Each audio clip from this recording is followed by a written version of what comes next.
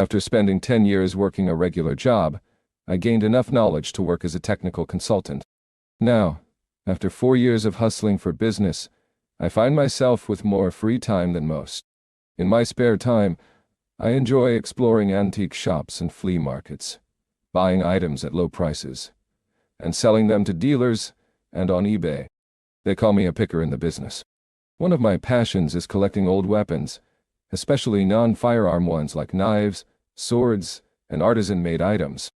I focus on niche collectibles such as calalis, saps, and brass knuckles. Calalis are wooden clubs, often with carvings related to gang activities. Saps are short clubs made of leather sacks filled with lead shot, and brass knuckles come in various forms, some even considered works of art. While I don't make a huge income from this hobby, it's enjoyable. And since it's cash-based, it's not traceable by the IRS or my wife. Speaking of my wife, she works as an accountant in a large office. She may not love her job, but she appreciates her colleagues and the sense of belonging to a larger organization. Over the years, I've come to know many of her coworkers, especially her close friends Janice and Iona. Recently, a new manager, Marcus Wolf, joined the company. He's a few levels above my wife, and his role is a bit unclear due to matrix management. Despite that, my wife sees him as an improvement over the previous manager, expecting him to fix past mistakes and run the company more efficiently. However, I've shared my observation that new managers often shower praise on everyone while gathering information. I'm starting to sense a shift in the dynamics, and it's making me uneasy. Karen exploded, going from a casual chat to shouting in just 5 seconds. She was furious that I could say such things about Marcus, someone I hadn't even met. According to her, Marcus would never do anything like that. She thought I knew nothing and accused me of undermining her confidence. Frustrated, she crushed her napkin on the dinner plate and stormed into the bedroom, slamming the door. It was like hitting a nerve. Well, in her angry retreat, she wouldn't miss much, since she had just finished her dinner with a piece of Irish soda bread. Seems like wifey really likes the wolf. She eventually calmed down after a day or so, but Marcus Wolf became a forbidden topic at dinner. A few days later, we received a scary call at midnight. Julia, my wife's best friend, was crying and pleading for us to come over urgently. Her husband, Austin, had been attacked on their doorstep, and she was in danger. My wife suggested calling the police, but Austin wouldn't allow it. He seemed like a real jerk. Despite that, we rushed to their house, dressing in the car. Julia and Karen stayed on the phone while we headed there. As we pulled into their driveway, Karen jumped out of the car before it even stopped, and I swear, she almost took the car door off.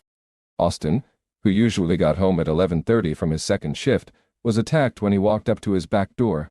Someone had jumped him and beat him with a club or bat. He was in a lot of pain but insisted on no police and no hospital. Listening to his story, it seemed he was hit in the groin and ribs, possibly with some broken bones on both sides.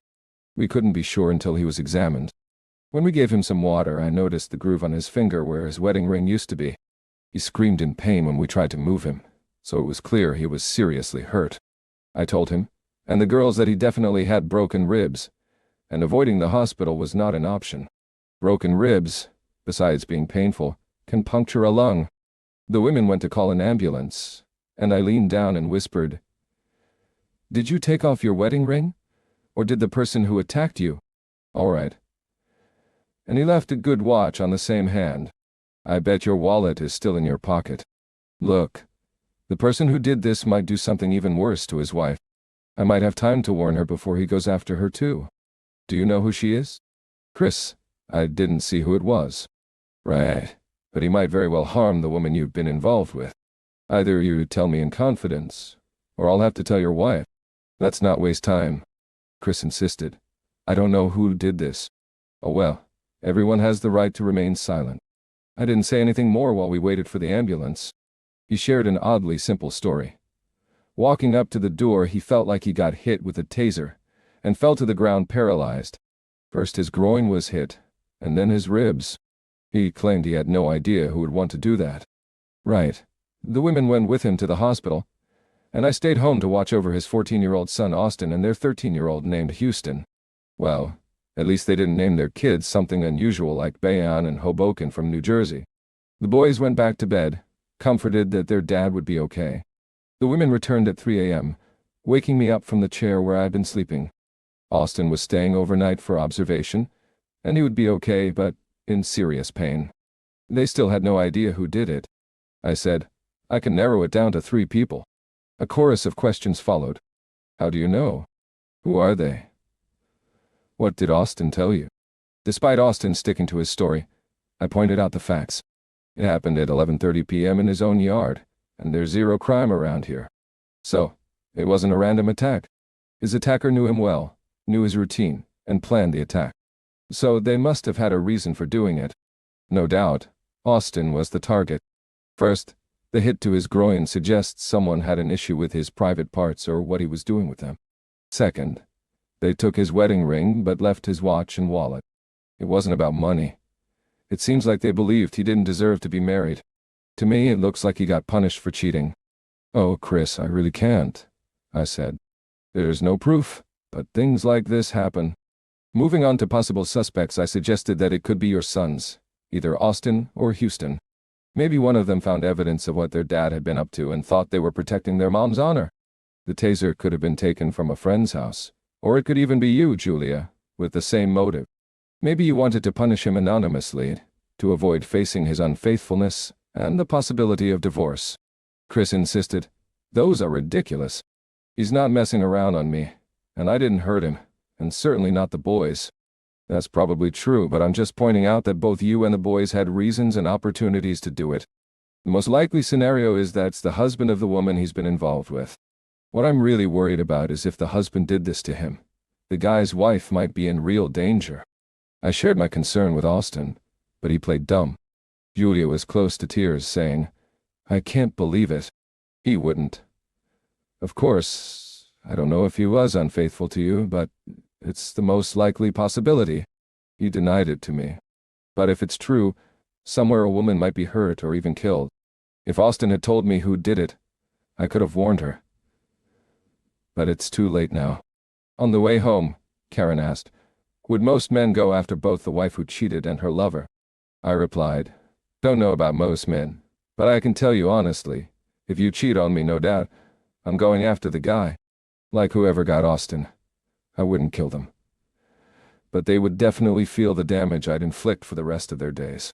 Some men might attack their wife, but personally, I wouldn't hit you, or any woman. I'd kick you out and make the divorce as miserable for you as I could. Why were you thinking of fooling around? Karen quickly denied it, saying, no, of course not. I was thinking of Julie and Austin. Our lives got back to normal. Austin's pain had nothing to do with us. One evening, I asked, so, how's Marcus Wolf doing these days? Do you still spend time with him? Does he join you guys for lunch or anything? Karen, not liking Marcus, chose not to upset me by talking about him. I responded, no, it doesn't make me happy. I'm glad you brought it up, though. First off, you were the one who got upset and left me with the dishes. I think we can assume Marcus means much more to you than to me. No, and you're right, I've never met him. Secondly, I wasn't accusing Marcus of anything. I was just sharing my experience with new managers. My main concern is your attitude. Keeping your interactions with Marcus a secret suggests there's a reason you feel the need to hide your conversations with him. I mean it in the benign sense of the word. I'm not suggesting anything inappropriate. Karen was offended. How dare you accuse me of that? I'm not involved with him in that way. I meant intercourse as in talking or legitimate business. I admit I used the word to be provocative. A marriage is based on trust. I expect you to follow the same rules as I do. You know my passwords. See my phone records. I've got no secrets. I'm always where I say I'll be, doing what I say I'm doing with the people I say I'm with. I'm always available by phone because I've got nothing to hide. I expect the same from you. Chris, there you go again. Now you're accusing me of cheating. Keep this up, and it might just happen. You can't treat me like this, Karen exclaimed. I replied, Karen, let's have an honest discussion. I'm not accusing you of cheating. The point is, we need to tell each other the truth.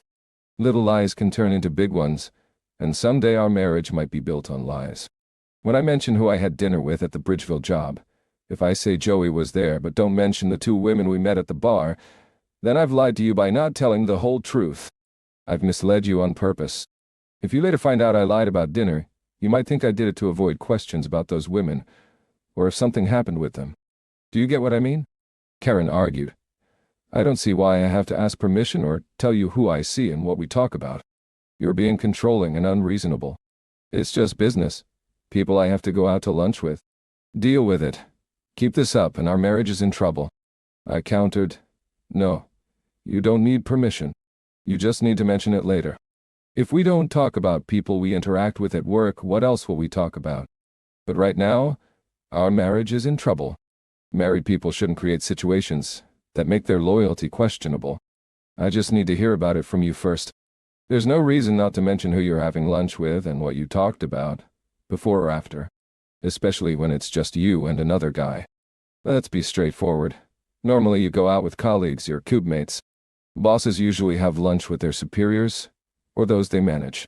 It's unusual when a boss reaches down several levels and frequently takes someone out to lunch. There's not that much work to discuss. If it's a one-time thing, fine. But if it happens often, it's not great. You both need to think about your reputation. I grumbled. This feels like something out of a Victorian novel, thinking about my reputation. Give me a break. Business isn't about sex, even if that's hard for you to believe. Here's what I'll do. I'll have lunch with whoever I want, but I'll honestly tell you when and with whom. I might even share what we talked about. Will that make you happy? That's all I wanted in the first place.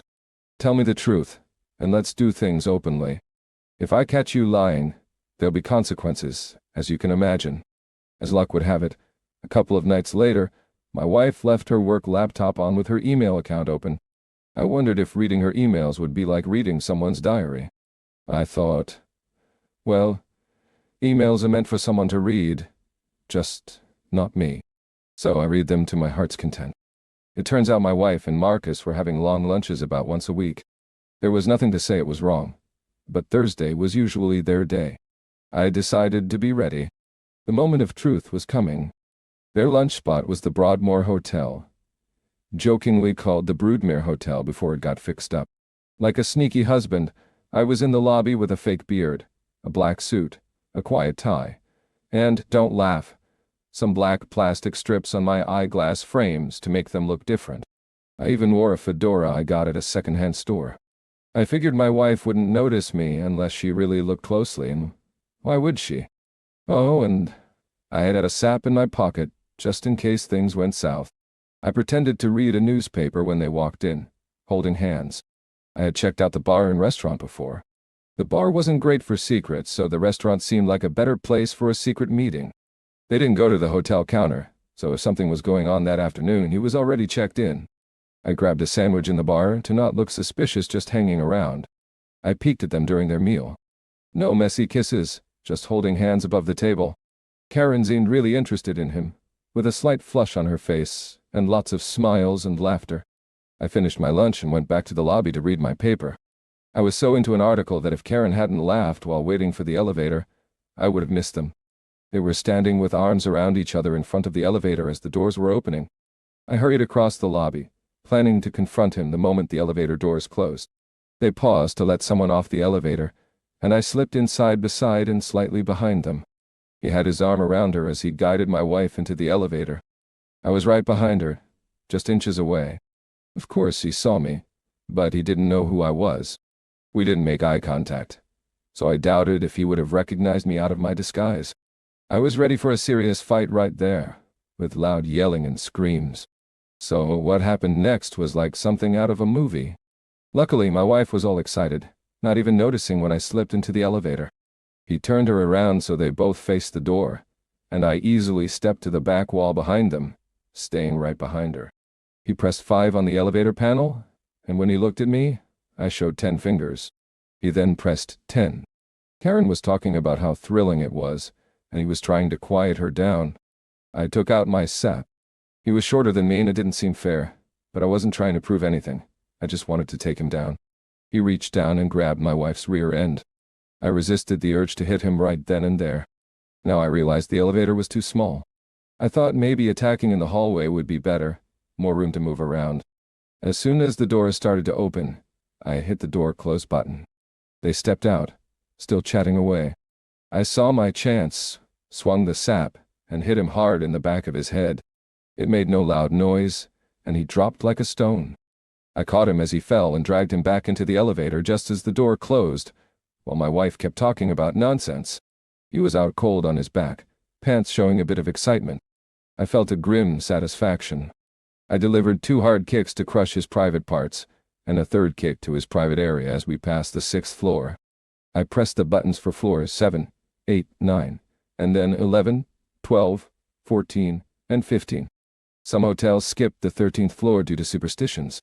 I used the sap to hit his face a few times, knocking out teeth and messing up his nose.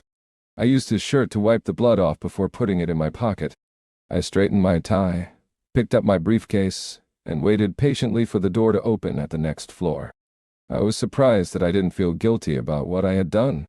I'm a civilized man, never intended to harm anyone, but I felt justified in this situation. I didn't feel disgusted. A couple of times, when the elevator doors opened on the upper floors, I worried someone might see and sound the alarm. Now, on the 8th floor, I was done, so I stepped out and let him go up. I hit the down button to leave quickly. Even if I knew I'd be arrested, I would have done what I did, but I didn't want to be a martyr. I trembled with adrenaline every 15 to 20 seconds, trying to stay calm while waiting for the elevator. The other elevators stopped, and as I left, the floor indicator showed Wolf on the 12th floor and rising. I stepped in and went non-stop to the lobby. At this point, I thought I might get away with it. Watching the floor indicator, Wolf was coming down, passing the 11th floor. I didn't look back as I walked through the bar and left the hotel. I went into McDonald's, changed in the bathroom, and walked out as a new person. I quickly walked 3 blocks to my car and drove home. I removed my fake beard in the car.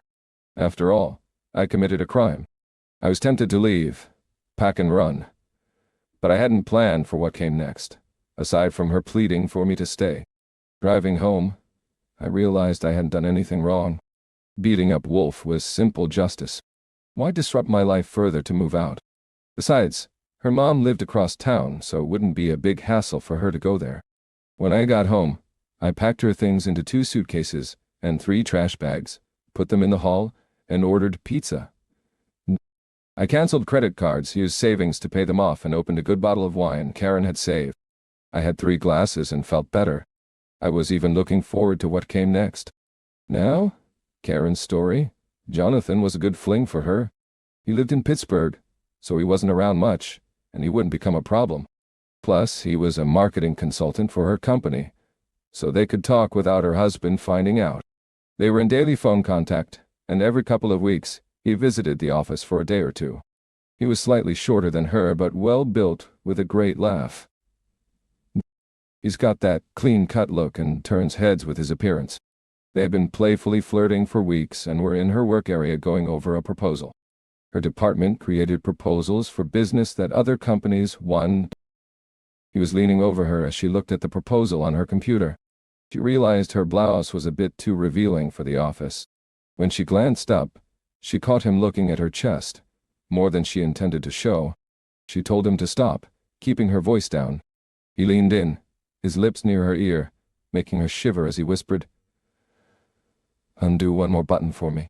She hesitated, but eventually, with awkward fingers, unbuttoned one more button. This went beyond flirting. It wasn't flirting at all. She knew what might happen if she did this. He added, "Please." She made her decision and undid the button, giving him the green light. He pointed to a corner of the computer screen and said, "Show me what's down there." As she moved the mouse, he placed his hand on her collarbone and slid it down, disregarding her modesty. "By any chance, do you think we can find a hard copy of this presentation in the file room?" she asked, her voice shaking a bit. "There's probably one. It'll take a while to find it, but you can help me look." They went to the file room and locked the door. "Hope you're ready, Karen, because we don't have much time," he said. She agreed, and they engaged in a quick encounter. Afterward, they grabbed a random proposal and returned to the main office. Karen went to the restroom for a quick cleanup. Though exciting, it was risky to engage in such activities at work. On his next visit, she left work an hour early, and they had another encounter in his hotel room. She arrived home an hour late, but it wasn't enough to raise suspicion from her husband. Her only issue with Jonathan was that he was very controlling during intimate moments, always directing her on how to move. He never found a rhythm that brought sustained pleasure. She planned to bring this up next time and take a more active role. Karen thought being intimate with Jonathan was the most exciting thing in a long time, even better than her childhood trip to Disney World. She had been eagerly anticipating this upcoming encounter, like a child awaiting summer vacation. 2 weeks later, she was disappointed, thinking she wouldn't have a chance to be alone with Jonathan this week due to family commitments.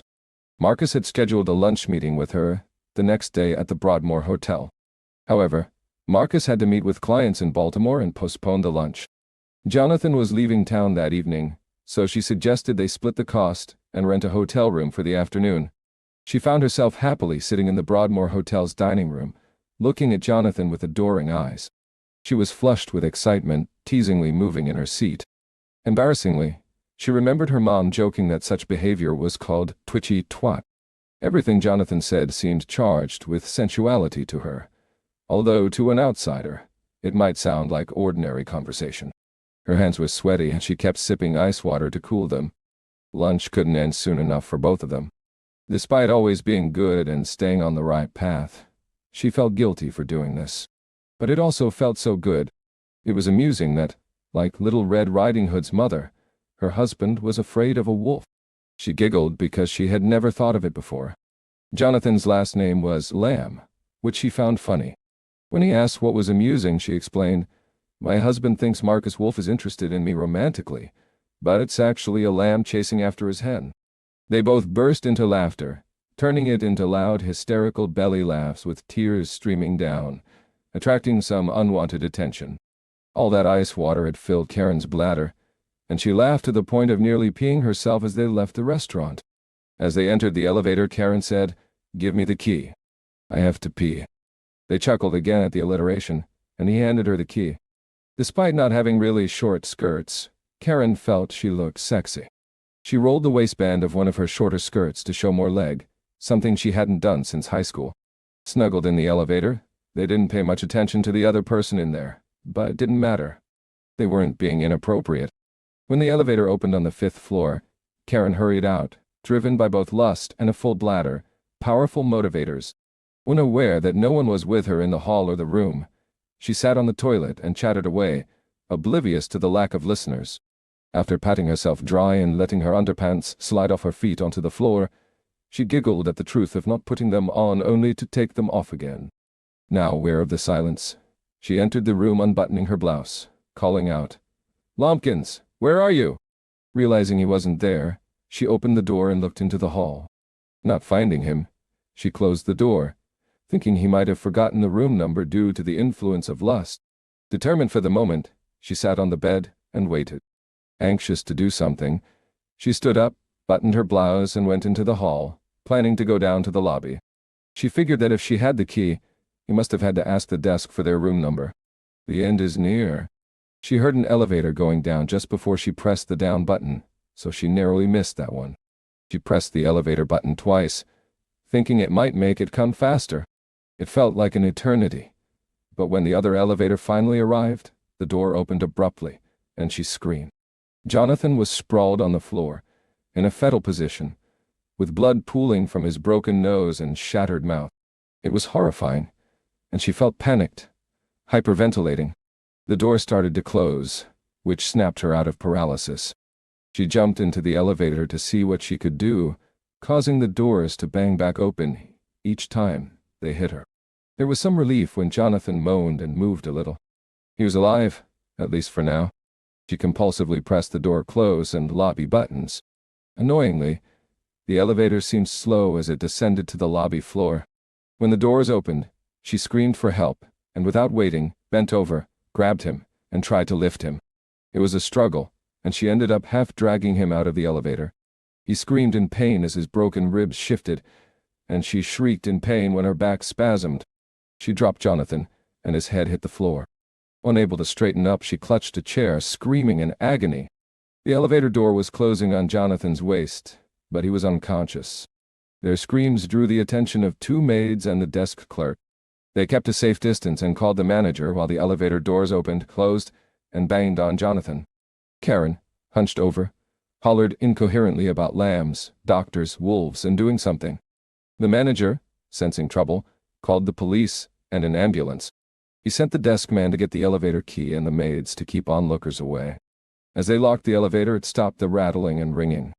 Karen, embarrassed to be caught in the hotel with her lover, realized her reason for being there might come out and reach Chris.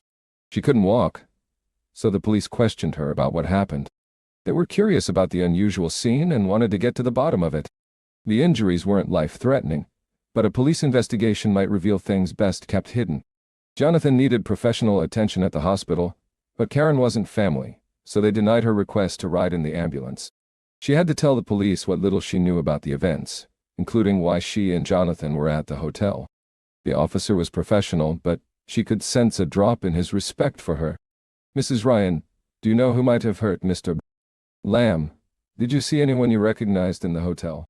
She replied, "No, I've seen the desk clerk before, but I don't know anyone. No, I don't suspect anyone who would want to hurt him." The officer then asked about her relationship with her husband. "Are you and your husband on good terms?" She defended. "What are you implying?" "Yes, we are on good terms." The officer asked about her husband's whereabouts, and she explained that he works from home and might not know about the lunch.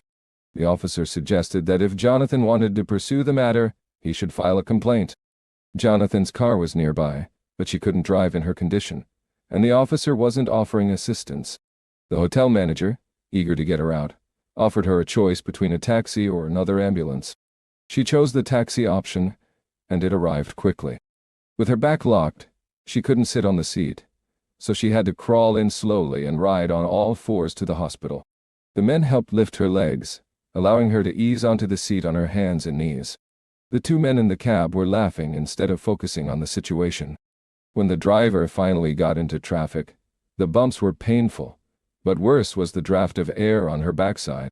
She discovered that her dress had ridden up even higher, and her panties were on the hotel room floor.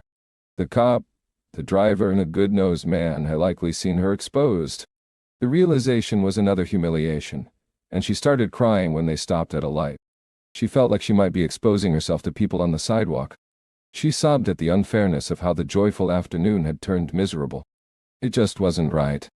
She briefly thought about calling the office, but decided it might be better not to say much there. Jonathan wasn't going to report this, but it didn't change the fact that he was seriously beaten up, and she couldn't think of a reasonable explanation for it. In the hotel, he had been right behind her, and it seemed like he was transported somewhere, battered and tortured, and then beamed down into the elevator. Alien abduction would not fly with Chris if he found out. She wondered if Lambkins was worth the risk. Trying to fix her dress in the cab was challenging, but at that point she didn't care if more people saw. They got her out of the cab the same way she got in, slid her onto her side on the gurney, and the nurse covered her with a sheet. She asked about the taxi fare, and luckily, the hotel paid to get rid of her. At the hospital, they didn't comment on her dress during the examination. The hospital provided muscle relaxants, zapped her back with electrical devices, and gave her pain medication. She still couldn't fully straighten her back but was somewhat better. She could sit and walk hunched over with a walker, and the pain was bearable. They wouldn't let her see Jonathan in the emergency room. At 5:30, a nurse asked if she was driving him home and where the car was, and she told them Mr. Lamb would need a cab. Another nurse pushed Jonathan to the door. His face was swollen and wrapped in bandages. He couldn't talk well, but it didn't matter much because they couldn't say too much with the nurse around. He returned to the Broadmoor since they had paid for the room, and he wasn't fit to fly back to Pittsburgh. She told him she had to get home and asked him to call her at work when he could. She took a taxi directly home and arrived around 7 p.m. Late, but not too late. Chris was surprised when she limped in and mentioned having an awful day. Her back was hurting, and Chris could see she was in pain. He held back from saying anything harsh, understanding it wasn't the right time. She asked about dinner, and Chris pointed to a box of cold pizza on the table. He went to warm up 2 slices in the microwave. When her cell phone rang, she asked Chris to answer it. It was Marcus Wolf, and Chris handed her the phone without picking up. If she weren't on pain medication, she might have realized it wasn't the right call to take. But she answered. Marcus was furious, asking who was telling his wife they were involved. Karen, who was horrified, said it was her husband. Marcus demanded she call him back and sort things out, mentioning that he got thrown out and was staying at the Broadmoor. After the call, Karen confronted Chris, asking if he called Marcus's wife and told her about their affair. Chris casually confirmed it, saying it wasn't a big secret. Karen urged him to call Marcus's wife and clarify the situation. "Oh, Chris, I promise on the saints, I've never even hugged Marcus. Honestly, you might have ruined his marriage. Why in the world did you do that? Are you out of your mind?" She was serious, and I believed her. I thought it was Marcus. First things first, I have her number on my phone. I'll call her right now. I made the call on the porch so she wouldn't hear. When I identified myself, Mrs. Wolf started venting about men in general and her husband in particular. "Mrs. Wolf, please, let me say something." "Please, I agree we need to talk." "Now, this is important. I may have made a mistake. Could you describe what your husband looks like?" There was a dead silence. "What the heck, you jerk? You may have made a mistake. You may have made a mistake. You? You terrible jerk. What does the guy you think is involved with your wife look like?" "Ah, blonde hair. Fit. About 5'6". English accent. Maybe Australian. Let me tell you what my husband looks like." "Forget it. You're such an idiot. I'll tell you what he looks like. He's 240 pounds, 6'2", and he's coming after you." "You crazy person. The only guy in the company that I've met like that is a consultant named Jonathan Lamb." "You jerk. No wonder your wife's cheating on you. May you rot in hell." The line went dead. Oh, she certainly gave me a piece of her mind. Well, now I got a name. I walked back into the house. How about that? It's really funny. All along I thought you were with a wolf when it was really a lamb. I had a good laugh. She didn't crack a smile. No sense of humor. "Don't worry about it, Karen. I've packed your things. Tomorrow you're moving in with your mother. You need to apply for new credit cards as I canceled our old ones. If you're lucky, Marcus may let you keep your job. Might even take Lamb's place in your love life. Now you can be with others as much as you like." Her mind was scrambling. Could Marcus have known about her and Lamb? No, he couldn't, and neither could her husband. He was guessing. "Chris, we need to talk." "I didn't do anything." "Sorry, I don't need to talk. You and me, we're history. You've been only with Lamb for a few months now, and I'm through with you. Don't hate me. We can get past this. I love you. I don't hate you, but frankly, I am already past this. I forgive you, if it makes you feel any better, but our marriage is over, whatever else we might say. Do you still love me?" "Not like I used to, and from now on, every day, I'll be loving you less. Our marriage was struggling some before this. My fault as much as yours, so probably you putting an end to it in a grand way. My marriage wasn't as great as it could have been. I wanted to try to make it work. It's better for both of us to move on. I can forgive, but I won't forget. If I stayed with you, I'd always wonder what you were doing and who was the father of my kids. I don't want to live that way." After that, we didn't have much else to say. There was no begging or pleading from either of us. We're still friends, but nothing more. About a year later, I ran into her at a coffee shop. But now she works for Jonathan's consulting company, and for all I know, she's still involved with him. Not my concern. After some small talk, she blurted out, "I want to thank you for not beating up Jonathan." "What? Remember when Austin got beaten up? You said if I ever cheated, you'd throw me out and go after the guy I was seeing. You were kind enough not to go after him, so I thought I would thank you for your restraint. Karen, you really are not very smart. The night you hurt your back? What did your little lambkins look like when you last saw him that day?" Her jaw dropped, and her eyes bulged. The look on her face was priceless.